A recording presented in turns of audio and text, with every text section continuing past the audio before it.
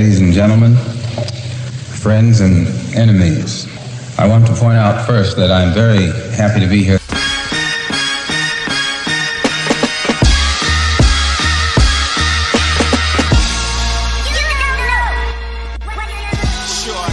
You don't have to answer that question. I'll answer the question. You want answers? I think I'm entitled. You want answers? I want the truth. You can't handle the truth. And that's the bottom line, because when Jay Boney speaks, he speaks. What do you have to say about it? And how long has this been under the radar? Too long, if you ask me. Real Talk Junkies with Jeffrey L. Boney. Look, I'm not afraid to tackle the tough issues. Other people scared to talk about this. Really? I mean, really? You had to take it there? And now, here's the host of Real Talk Junkies.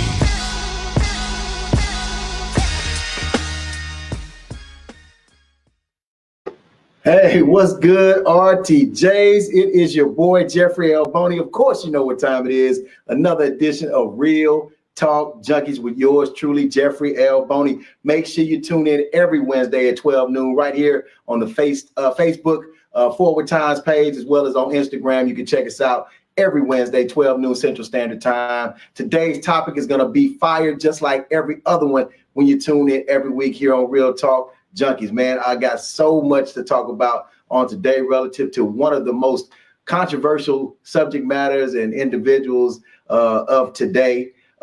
We've heard people supportive of this individual, people that have vilified this individual. People got a lot of opinions about him, but we'll get into it in a minute. Also, want to always encourage you to go check out www.forwardtimes.com and go check out the latest news. Again, that's forwardtimes.com. Always, I want you to engage with me personally at jeffreylboney.com. Again, that's jeffreylboney.com. And make sure you stay tuned towards the end, because I want you to pick up that early bird version of the book, Don't Argue With Me, that's dropping real soon.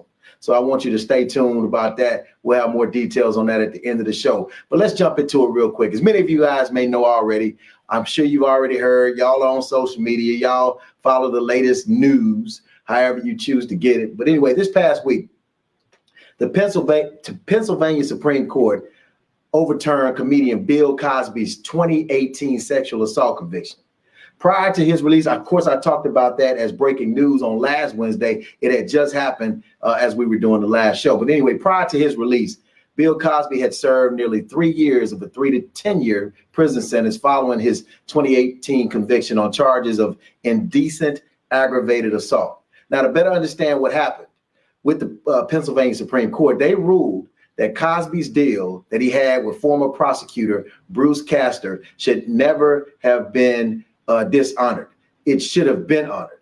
Cosby had repeatedly maintained his innocence, but his release, it's caused the internet, it's caused the world, it's caused society to go crazy.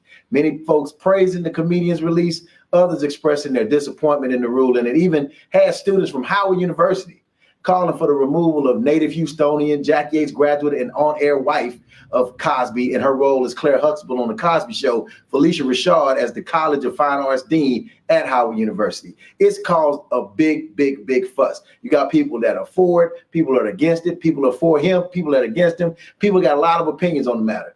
The National Newspaper Publishers Association has been closely monitored this particular situation. They monitored both of Cosby's trials in Pennsylvania, and not surprisingly, the reporting done by Black Press of America, specifically by my guest today, proved far different from the mainstream media's accounts.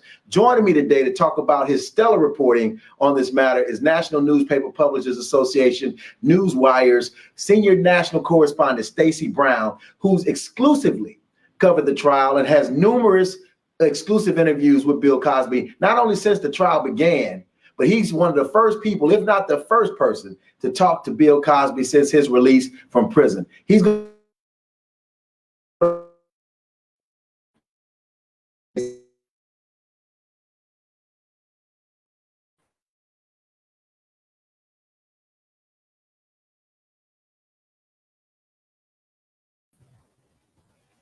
Hey, we froze.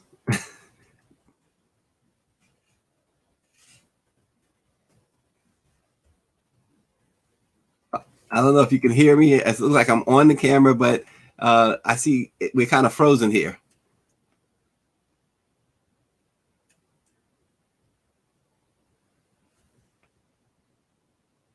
Yo, man, I know y'all big timers up there in the East Coast, man. Stacey Brown, are you there? I'm here now, Jeff. All right, man. Sounds good, man. I tried to give you as stellar of an introduction as I could because you are the man. A lot of people don't know all of the stellar interviews and reporting and journalistic. I mean, you're a national award-winning journalist and author. But man, I tell you, your work on the situation regarding Bill Cosby has been stellar. You have been not only one of the only people, I want to say the only journalist that he's trusted to actually share his thoughts about what is going on with him. Yeah, which is interesting, Jeff, that you say that, because when this began way back in 2014, the Cosby, his camp, they were all angry with me.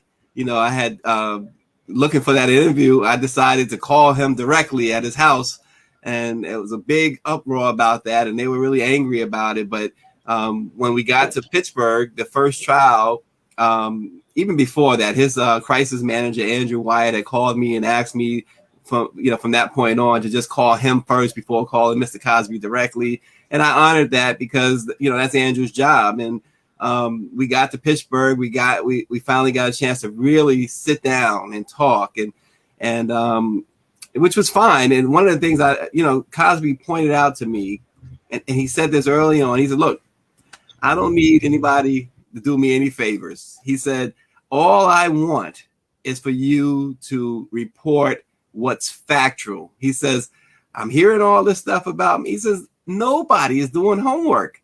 He says, so you report how you want. He says, but that's the only thing I would ask of you and any other journalist. And to me, Jeff, that is the basics. He or anybody else shouldn't have to ask journalists to be fair. And so the black press looked at it, eyes wide open.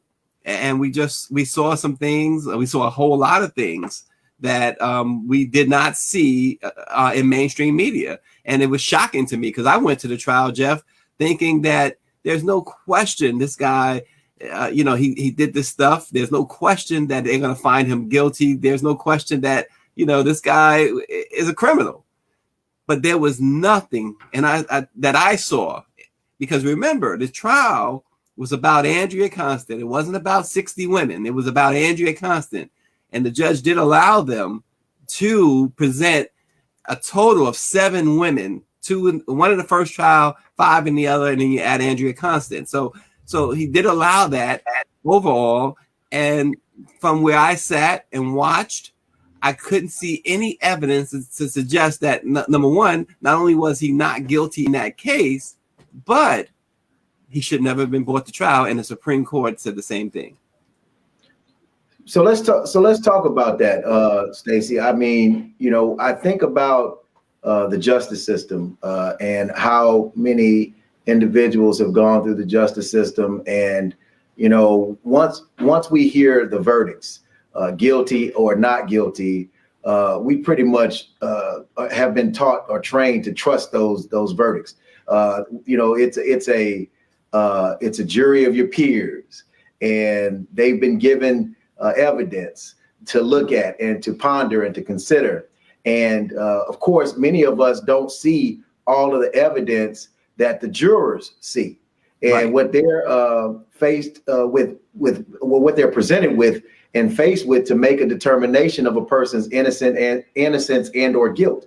In this particular case, you're saying, as you're sitting in the courtroom, you're seeing things and hearing things that maybe the general public is not seeing, that leads you to believe, as a journalist who kind of went in with that thought that, hey man, this guy's going to be, sentenced to guilt potentially, that he was getting railroaded.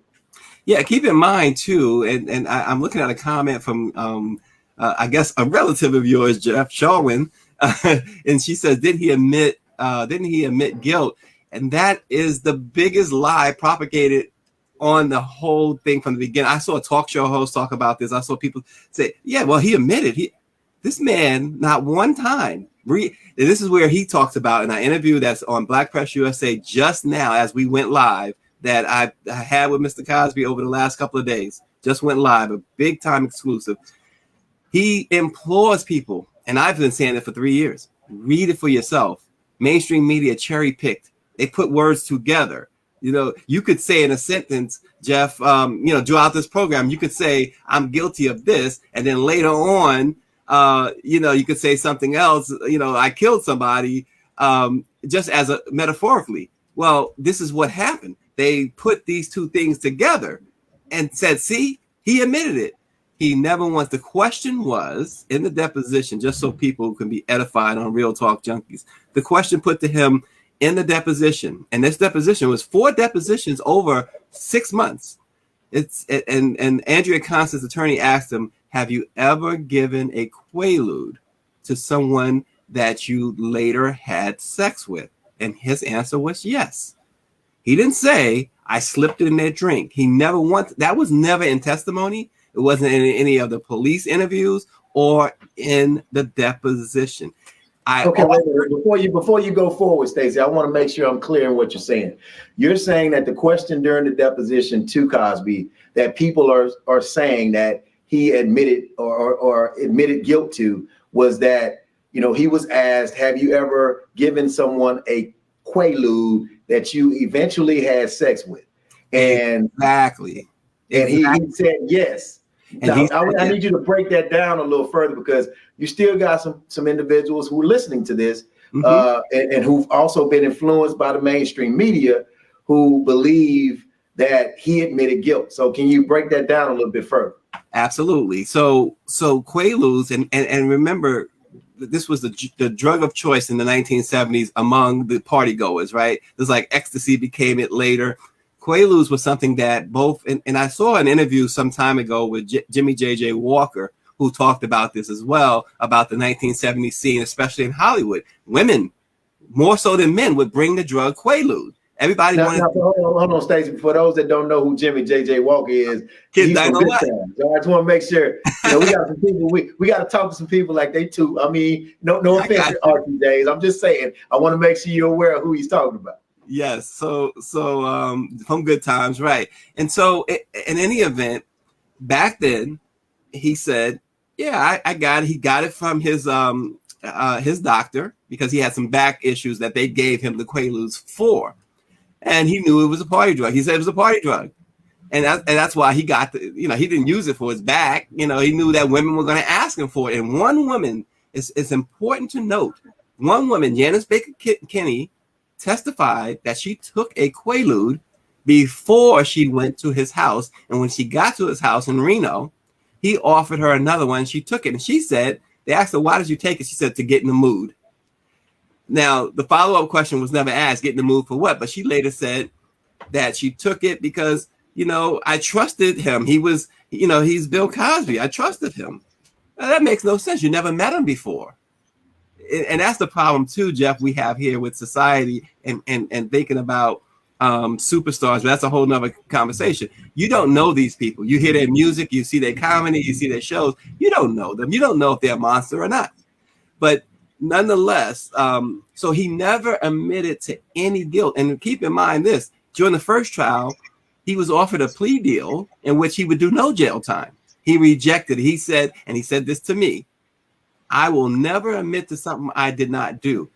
A month before he was released, the parole board denied his petition for parole because he refused to admit wrongdoing. And you have to admit wrongdoing basically to get parole. So here's an 83-year-old man who had an opportunity for freedom. He didn't know the Supreme Court was going to come in his favor, right? So if the Supreme Court didn't come in his favor, he's looking at 7 more years at 83 years old. And he said, no, I'm just not going to do that. So he waited for his justice, what he believed was justice. And again, we're talking about Andrea Constand. We're not talking about 60 women. He was not on trial for 60 women. And Andrea Constand's situation was different, Jeff, in that she said he gave her 1.5 tablets of Benadryl, not a Quaalude, Benadryl. And in her words, the Benadryl paralyzed her. But throughout that trial, there was testimony from Andrea Constant and from police reports that they had a relationship. That this was something that they both knew could happen, that had happened. They fondled each other, they kissed, etc. But on this night, she says she didn't consent to it. Okay, so Stacey, I want to kind of delve. It's a lot to cover here and unpack, but I do want to talk about. You mentioned the 60 accusers that had come out against Cosby, but there were initially just one accuser that brought forth this particular trial in Pennsylvania, and that was Andrea Constant. But Correct. Then the judge allowed 5 additional accusers to participate in the trial. Can you speak to that? Well, in the first trial, Jeff, the judge allowed only one additional woman, which the Supreme Court had a problem with. If you read their ruling, again, I implore people, don't read mainstream media on this. Read it for yourself. You don't even have to read Black press. Read it for yourself. Go to the court documents and read it yourself. Well, no. Hey, hold on. You do need to read. You do need to read. Yeah, go ahead. But nonetheless, you get my point, right? So nonetheless, so the first trial, Jeff, he allowed one. In the second trial, in order to get this conviction, this judge said he says the prosecutors wanted 30 of the women. Then they said, we'll take 20 of them. And the judge says, okay, I'll tell you what, pick your best 5. And I tell you, if these were the best 5, and you know, I don't want to knock people, but if these were the best 5, then I have a hard time believing that they would have had these other women's claims could have been more stronger, put it that way. Okay, well, help me understand that. I mean, that's a pretty blanket statement, but explain what you mean by that. You know, if these were your best 5, tell me about these 5 that makes you make that statement. So let's talk about the one I just mentioned, Janice Baker Kennedy. She talked about how she took a Quaalude, and Cosby told me the other day. Here's the thing he said the other day with her. He says, you know, she says, oh, you know, I came, my friend invited me over, and I had taken the Quaalude. My friend invited me over. You never heard about the friend again. And that was a big thing in the trial, even amongst the reporters in mainstream. They never reported it, but they talked among themselves. Well, what happened to this other person, right? This other person became a ghost. Janice Dickinson was another one of these 5 that testified. Janice Dickinson wrote a book in 2009. And in the book in 2009, Janice Dickinson said, Cosby he is probably a gentleman among gentlemen. He's a wonderful guy. I love him, et cetera, right? But she said in 1981, he drugged and raped her. That wasn't in her book, her autobiography. And they asked her, well, why wasn't this rape and drugging in your autobiography? Instead, you said he was a great guy. She said the attorneys told her she couldn't write anything negative about him. Well, then why write anything about him at all? You know, it just never made sense. And also she said something really key. 1981. Now, for those who don't know, the Cosby Show started in 1984. In 1986, 2 years later, he was given the moniker America's Dad. In 1984, we were introduced to the character Dr. Huxtable. Well, in 1981, Janice Dickinson testified that she flew from Tahiti. She was on this model shoot. She was there with her boyfriend. Cosby called her on the phone and asked her to come to Reno. She didn't explain why she left the boyfriend there from Tahiti to go to Reno to have dinner, only dinner, according to her, with Bill Cosby. She says that he drugged her, and she says, here I am laying there, and Dr. Huxtable is on top of me. America's Dad is on top of me. Well, do you see the problem there? This was 1981. The Cosby Show got that moniker. Yeah, exactly. And so you knew. You get the sense, I should say, that folks was just saying things that sounded good for sound bites to further their case. And we talk about the 60 women. I think it's important. It's also important to know, and I'm not sitting here to defend Bill Cosby. I'm sitting here giving you our reporting. But we talk about the 60 women. There was a couple of women at first, right? Then all of a sudden that number grew, and it grew again and again. Why? People say, well, you know, it must be some truth to it. Well, we tend to not believe it when it's 1 or 2, don't we? We tend to give the benefit of the doubt if it's one or two. Well, Gloria Allred decided that she went public. She says, I'm going to get $100 million and put in we're going to put it in a trust. And any woman who feels they've been violated by Bill Cosby, come forward and perhaps you can get a piece of this $100 million. Well, naturally, now you got 30 women. Now you got 40. Now you got 60. You know, and where were they before the bounty, before the $100 million bounty? And it's not to say that women, we have to say this, women who are sexually assaulted, just like kids who are sexually assaulted, it's hard for them to come forward. And so I will say that is a fact, that they don't often come forward. But in this case, when you put up $100 million and they come running, you got to be a little, you want to at least vet it. And that's what did not happen in this case. There was no vetting. And Camille Cosby, she told us this too, and she said it publicly. There was no vetting. Women came out and the mainstream media ran with it as it was fact. And here's the problem I always had with this. The fact that people forget, it's not just about the women here. Black men in general have been falsely accused of sexually assaulting white women since the beginning of time. Yes. Falsely accused. Black women have been lynched. Emmett Till. We had a football player. Maybe you remember this football player not long ago. College football player. They just did a movie on him. It'll come to me. But yes, he was accused of rape, and it ruined his career. Yeah, she eventually recanted after he did time. Yes, and so this is the problem I have when you hear a Mark Lamont Hill or a Don Lemon say what they say. The point is, what happened in that Supreme Court? Since when does a Supreme Court, anybody's Supreme Court, go in favor of overturning a rape conviction of a black man with a white woman? It doesn't happen. And the reason it happened here is because there was such a miscarriage of justice that they couldn't look the other way, because guess what? That means that the precedent would be set even for white men. Yes. Do that. Yeah. Yes. So let's go back to a few entities that were instrumental in helping get this conviction. Judge Stephen O'Neill, and I want to say the district attorney, Kevin Steele. Kevin Steele. Thank you. Kevin Steele, the district attorney out there. I know that there were some axes to grind and some promises, campaign promises that were made and whatnot. I need you to speak to what was done that led to this miscarriage of justice, namely involving those two individuals. Stacey. I want to give props to a young African-American journalist named Nicole Lewis. You see on Twitter, Black Liberation is her handle. She did some great reporting. She's working now in Texas for an Atlanta radio station out of Texas. How about that? 92.3. But she did some great work, and she put together a reel on her. She does a YouTube show. And she talks about that extensively, and she puts together a reel. But Jeff,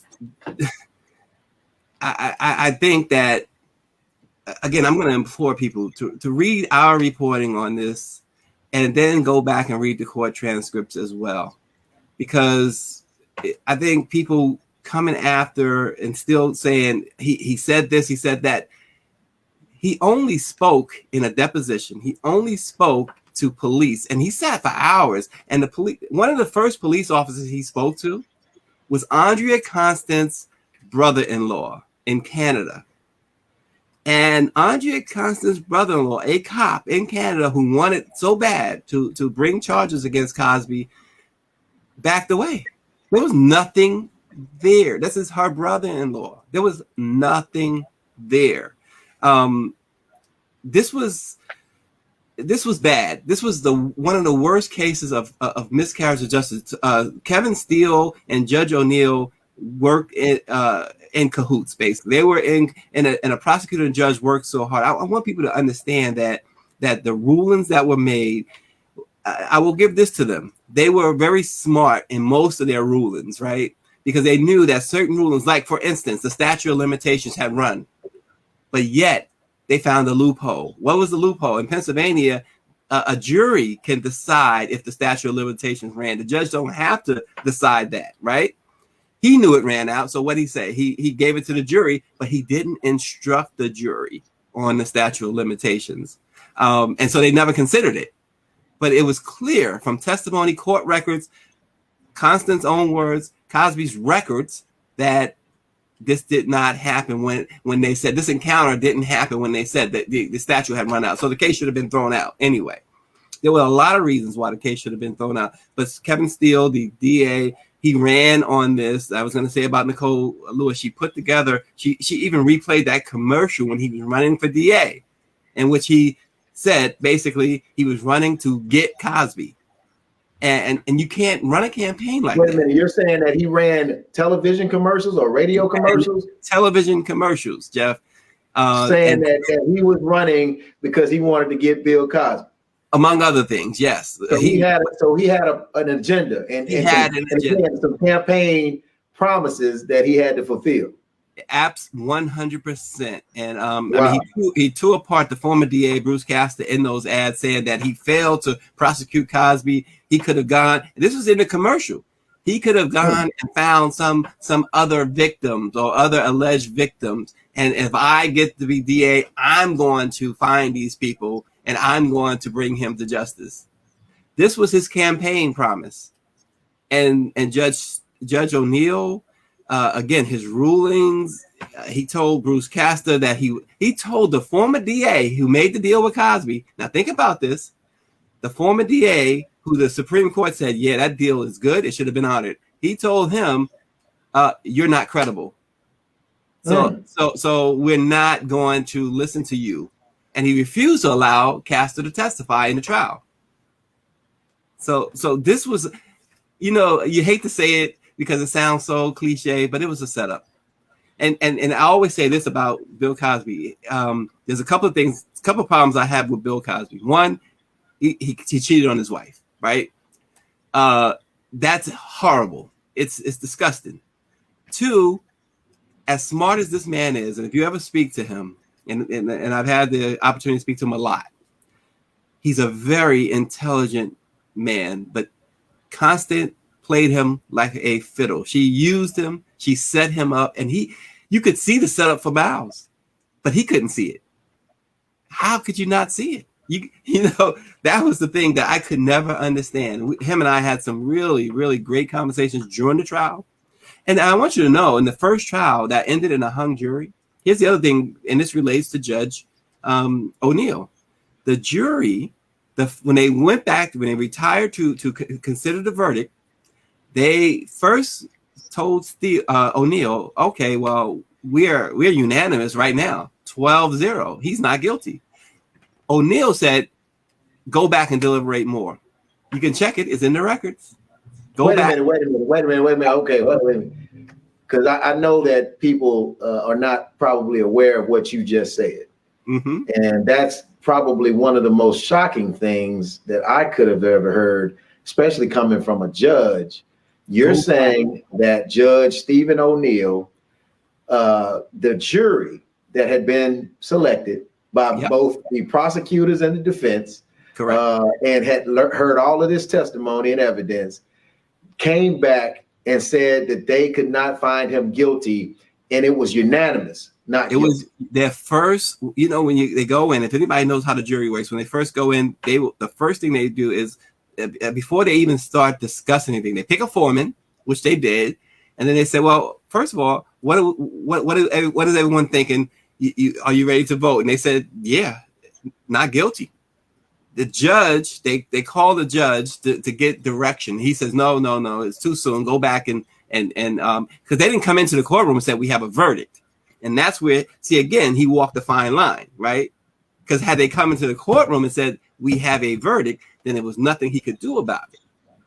And so they went back, and guess what? They had a hung jury. And here's the thing with that first trial, to show you how bad of a case that the prosecutors had. Cosby's attorney did not put on a defense. They did not call one witness in the first trial, yet they were leaning toward not guilty, and it was a hung jury. Now, the second trial, they picked a local jury, a point where Tom Mesereau really messed up. The attorney, now people know Tom Mesereau, he defended Michael Jackson successfully. He defended Robert Blake successfully, and so many others.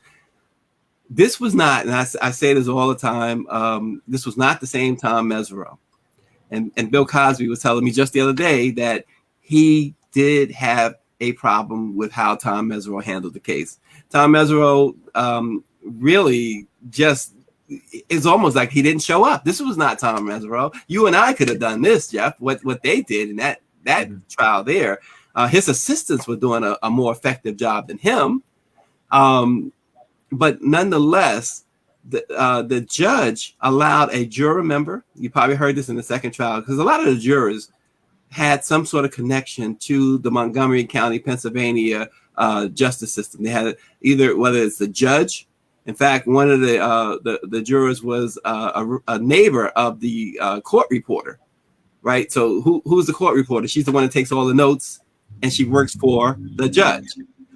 You had a juror who had a relationship with the detectives on the case. You had another juror who was related to other court personnel.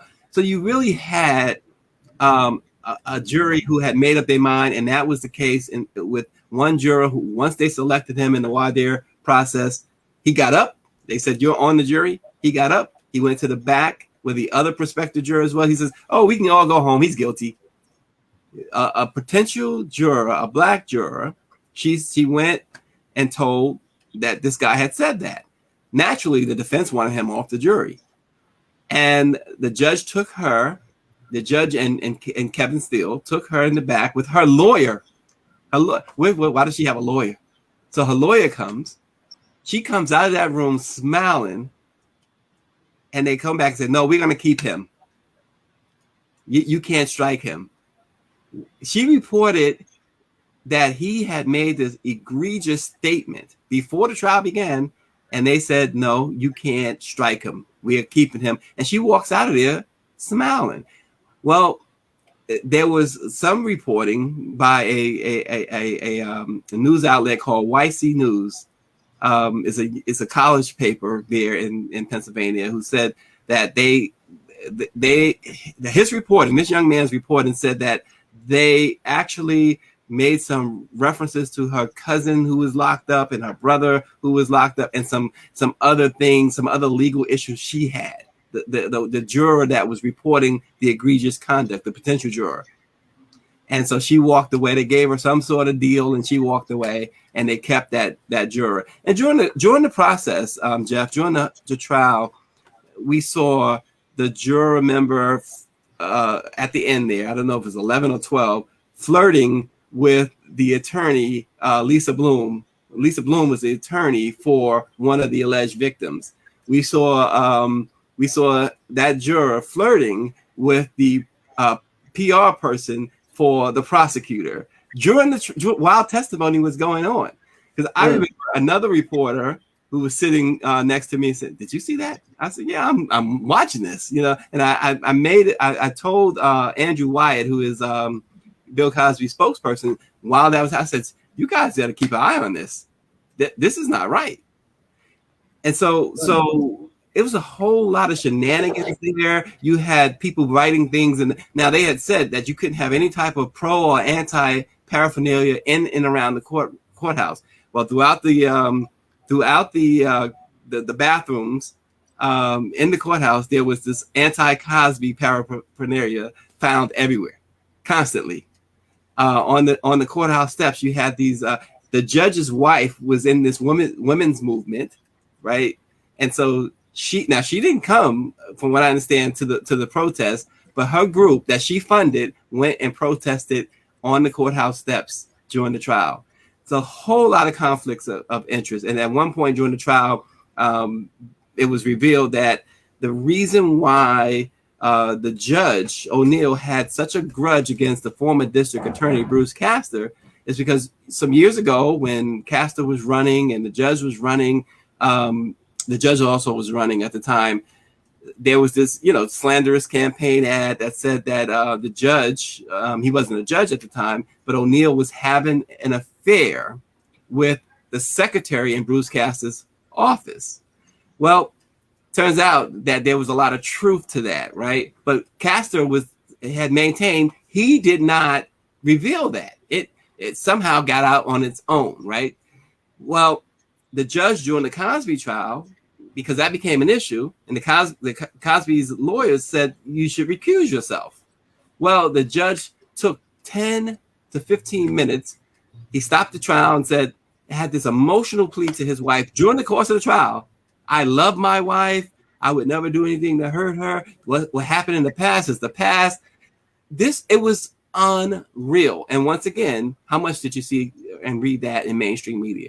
Not at all. Not at all. Okay, let's jump into something else, because that is crazy, and I want to come back to that. But let's talk about post-release. You said that you have an article that just dropped on BlackPressUSA.com, and it's with an exclusive interview with Cosby. Can you talk about first his views on the mainstream media and why he's chosen to speak directly to you? As a member of the Black Press? I know he's done this several times where people were seeking, even like when he, was announcing that he was blind or had become legally blind. He wanted to release that with you, as well as several other key things. But let's talk about since his release, the things that's on his mind. What is he actually saying?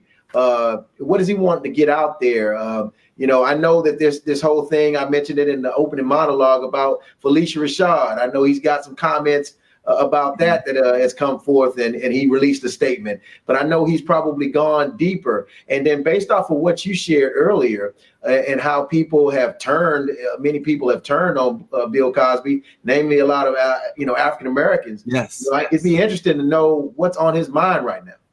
Well, we talked about that. We talked about Phylicia Rashad, of course. He said and I'm trying to find the quote to read to you. He says they went after her before.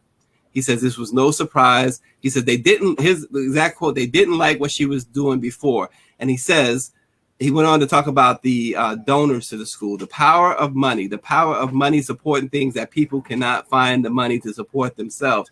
They, meaning the school, have to listen to donors. The donors command your direction. Surely some writers, and to your point, he said about Black Press USA, he says some writers, male and female, at Black Press USA can respond to this because it has got to wake people up. What they are doing to Phylicia has to wake people up. He talked about the truth. He says, I love this quote, because the one thing about him, and this is, people say, well, why didn't he testify? They always ask why a defendant doesn't testify in his own defense. And a lot of times it becomes to their detriment, even if they're not guilty, because of how they explain things. Bill Cosby talks to you like he's your great-great-grandfather. That's the only way he knows how to talk to you, right? So he says this. He says, you're sitting in a room trying to explain something, and there is a knock on the door. You say, who is it? The response is, it is the truth. So people start jumping out the window. They don't want to hear the truth. He says the court's decision was not a technicality like so many people are trying to say it is. He says these people sound like they haven't read what the judges have written. It's not a technicality. These people don't want to know anything. It's like the woman who said she knows 5 women that I drugged and raped. Well, where are they? He says Black people didn't understand the pound cake speech. He says, I said, I want a piece of pound cake, so I want to please my mother, which means I'm not going to go out and rob and steal and do things to embarrass her. I want that pound cake. And he says people today are being raised not to show any responsibility. He goes on about the deposition, that people have taken that totally out of context, but he blames, as we've been talking about, mainstream media. And he says, there's a big smile on my face. He says, a big smile on my face because I was there. I know what happened. And he says, and I'm watching and hearing these fascists and Nazis, and I watched them really come out of the woodworks as termites. He talks about former President Donald Trump and the many allegations against him, and he still got elected. he really goes in. He went in on Eddie Murphy, Dave Chappelle, Chris Rock, and Arsenio Hall. It's a compelling. I mean, I know I wrote it, but it's a compelling read. Of course, it's compelling. Of course, it's compelling. Of course, you wrote it, because it would not be the fire journalistic piece that I know it is. I haven't read it yet, but I'm looking forward to it after I get off the show with you. But I know it's going to be fire, because everything. Let me tell y'all, if y'all have never followed Stacey Brown, I'm going to take a point of personal privilege here and just simply say, and this is not me gassing, this is just being factual and truthful. If you all have not followed Stacey Brown's work, especially, I mean, he's not been a fan of a lot of people, because he's written some things that have been tough, controversial, especially with Michael Jackson and various others. But he has always spoken his truth, and he's always come with facts. And it's my pleasure to always not only have him on the show, but to, as editor of the Forward Times, ensure that many of his pieces appear in our newspaper as often as we can get it, sometimes even weekly. So thank you so much for being on today, but also for your ability to tell the truth. And that's why I know that Bill Cosby and his team have trusted you, as well as Camille Cosby, have trusted you to get the facts out and the information that the public needs to know, that the mainstream media is not going to put out there, because they're focused on sensationalism and pomp and circumstance and clickbait in many instances, to try to get people riled up and whatnot. But you've been telling the truth about the facts of this case since day one. So can you speak to a little bit further about his thoughts on Phylicia Rashad's support of him? Does he feel like she needed to apologize, or did he feel like she was wrong for that? I mean, what was his thoughts on that? He certainly didn't think she had to apologize. In fact, he felt bad that she apologized, because she spoke, as you just put, she spoke her truth. And people, when she sent that tweet out, this was her longtime friend. They had a really tight relationship for years. It wasn't just the Cosby Show. They wasn't just co-stars, right? They were friends. And she felt her friend was done an injustice. And all of us, I hope, would have done the same thing. Our friend finally gets what we believe is fairness, and we exclaim, justice is finally served. And that's what she did. And so he believed that this has been going on. People say, well, none of these people came to the trial. No, that's why. And he knows that, right? And nobody came to visit him. Well, he didn't want him at that point when he was in prison. Cosby didn't want anybody to visit him. The National Newspaper Publicists Association's president and CEO, Dr. Chavis, other than Cosby's lawyers and Andrew White, Dr. Chavis was the only one to visit him in the prison. We did an interview. I did an interview with him from prison on the phone, but he didn't want his loved ones to come to the prison. So the media says, oh, they have abandoned him. It wasn't that. The man just didn't want them to see him behind bars. And he's not the only one. I've heard that many times before.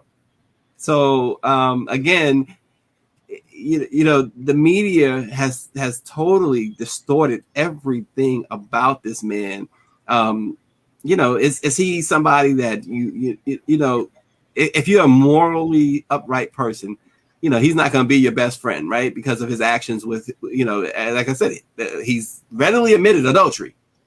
So, but adultery is a far cry from drugging and raping people, right? I want to go back to something, though, because based off of course, you're one individual and you've been following this case. And of course, people would look at your comments as if this is just maybe your opinion, or maybe not, the truth. Maybe there's that person's side, this person's side, and the truth is in the middle. But I want to go back to what you were saying about the deposition. There has been a big brouhaha, people talking constantly about the fact that he admittedly confessed to drugging women, giving them Quaaludes and giving them drugs to eventually have sex with them. I want to kind of make sure that we're clear here as to what you're saying the actual deposition is saying, because, you know, there are a lot of people that are hell-bent on that narrative. That absolutely. He admitted to drugging and raping, drugging and having sex with women after they had been under the influence of drugs of whatever sort, Quaaludes, etc. Can you actually speak again to, just for those that may be just joining, or just so I can make sure that we're clear, actually what he said in the deposition, what he was asked, and what his response truly was? So Dolores Troiani, the attorney for Andrea Constand, asked Bill Cosby, have you ever given a woman a Quaalude that you eventually had sex with? And he said yes. Is this the only question surrounding drugs and sex that was asked?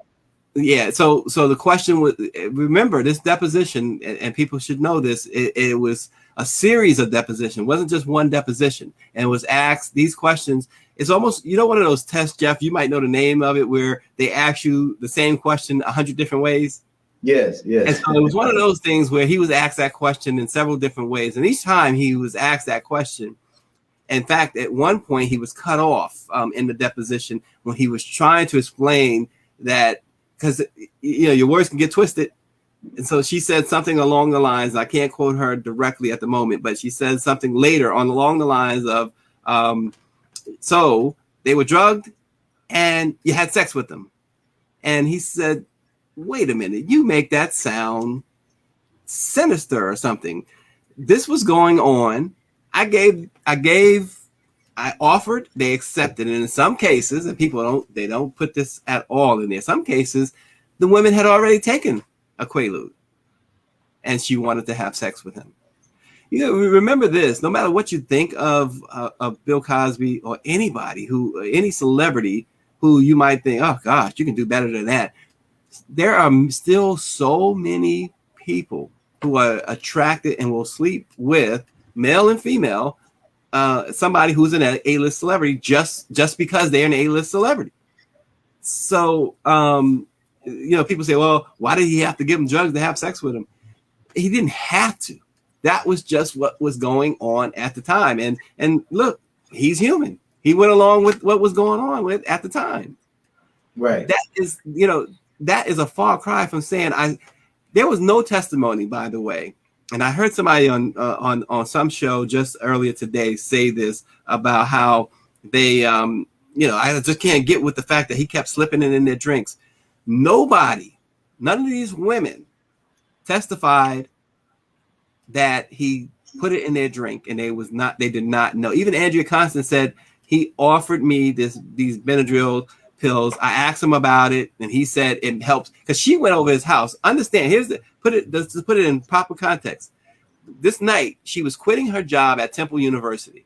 She said she was anxious. She said she didn't know what to do with herself, and she asked him could she come over. Well, he says come over, and she's there and she's pacing, and he says, look, let me go get something for you, something I take to calm me down. And he says, here.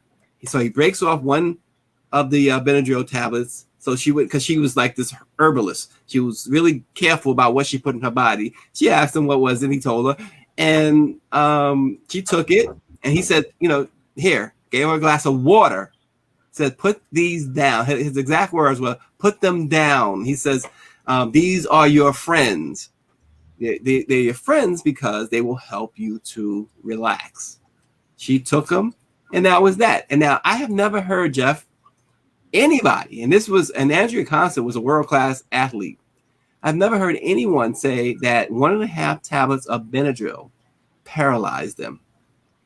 And so that was her story. And you know, you might remember there was in the first trial, the judge did not allow, and as I mentioned, the Cosby team didn't put on a defense. The judge didn't allow this one witness that they wanted. It was a young lady at Temple who was a roommate on the road with Andrea Constand.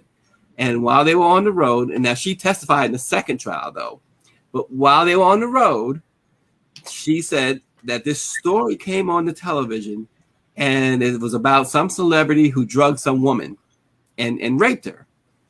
I don't know who to this day, I did some research, tried to find out who this celebrity was. I couldn't find this celebrity. And she said, Andrea turned to her and she says, I can use some money. I think I can get money this way. And she turned to Andrea, the young lady, and said, what do you mean? She says, well, I can say that happened to me.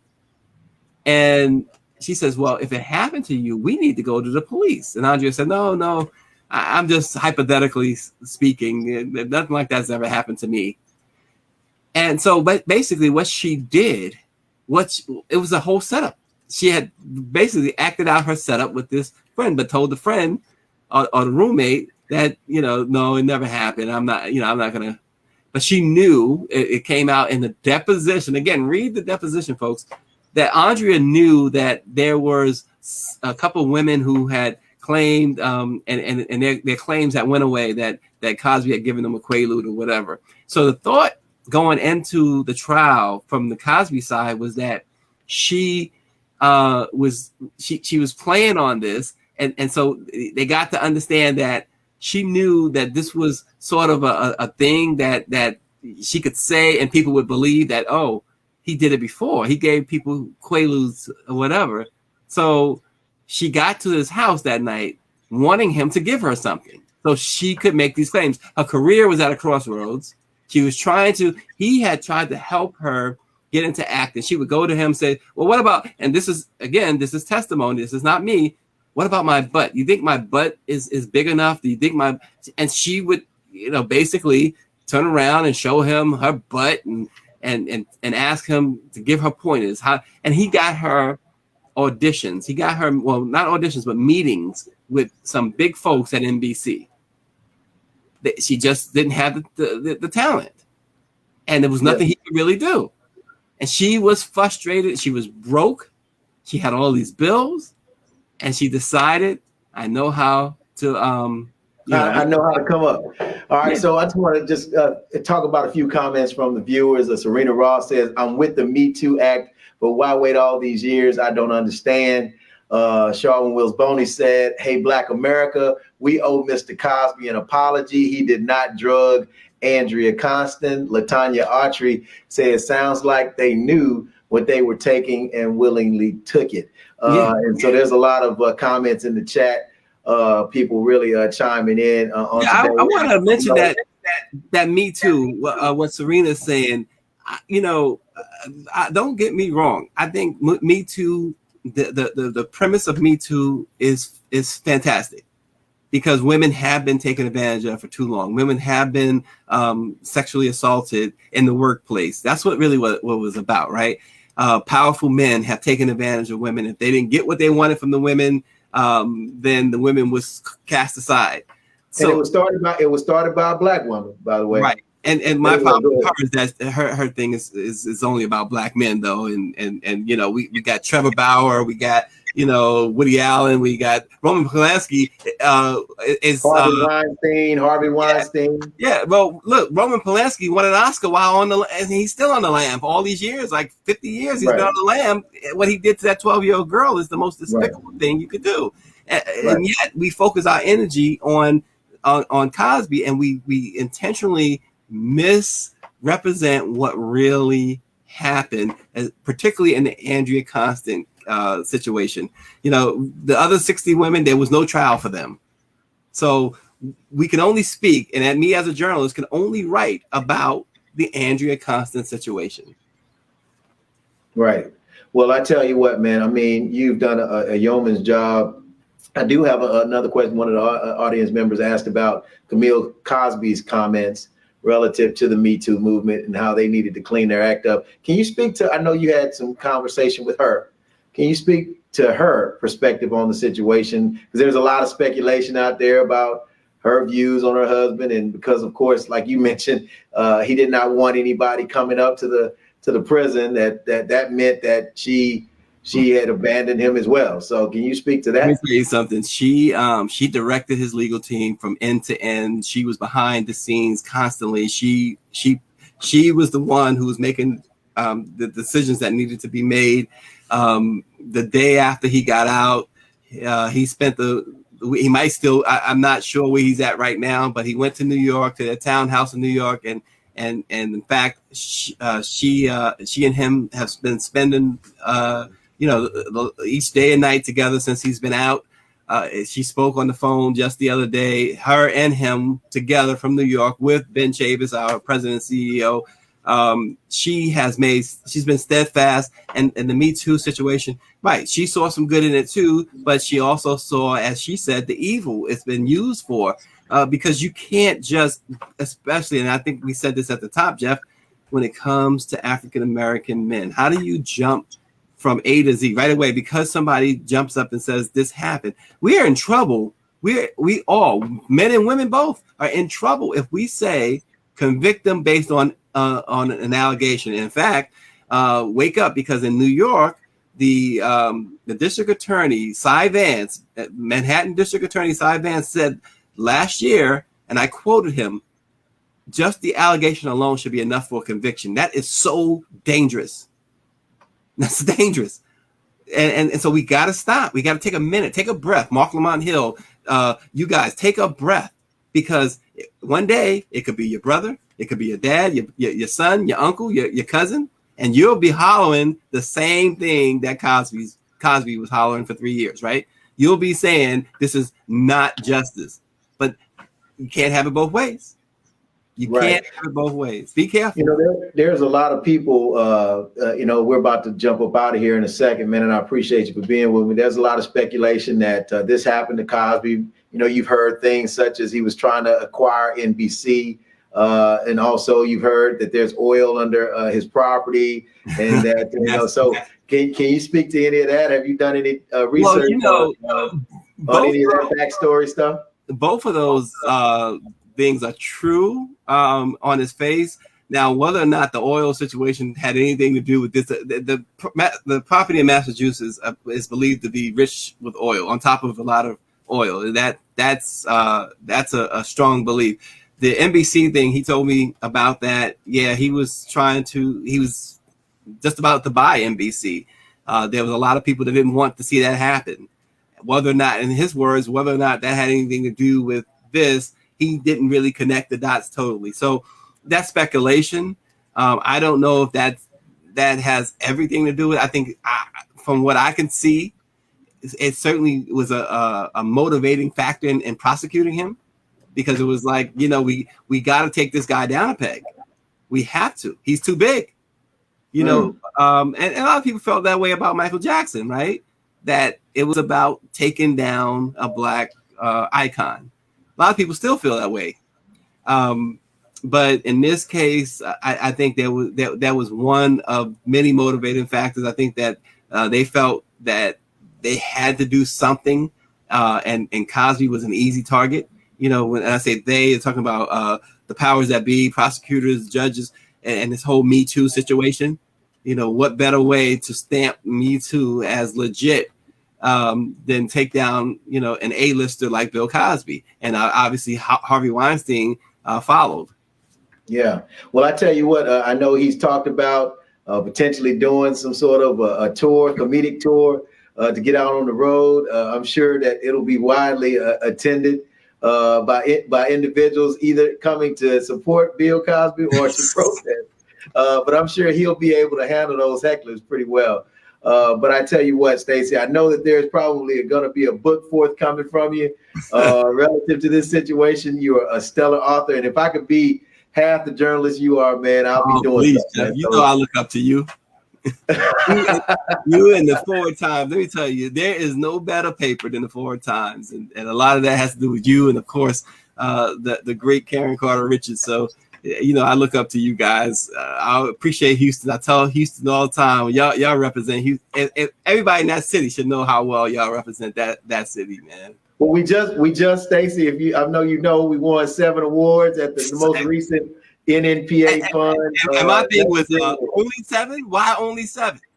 But you know what? We only won 7 because there were some categories that we did not follow. But we came in second place behind the St. Louis American, who is one of the stellar standard black bearer. papers in the country, and we came in second place behind them for general excellence in top black newspaper in the country. So very excited about that, man. And of course, I won 2 journalistic awards.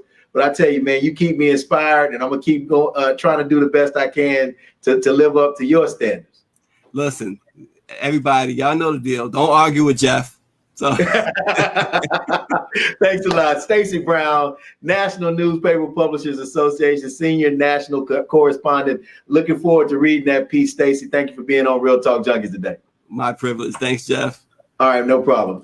All right, guys, that's it, man. We about to get up out of here, man. Great insight, great backstory, great information, stuff that I'm sure many of you may not have heard before. But that's what you get here on Real Talk Junkies, y'all. That's why you got to tune in every Wednesday, 12 noon Central Standard Time. We got another fire show coming up next week. Stay tuned. We got more on the way. Don't argue with me. Make sure you cop the book, Real Talk Junkies. Peace.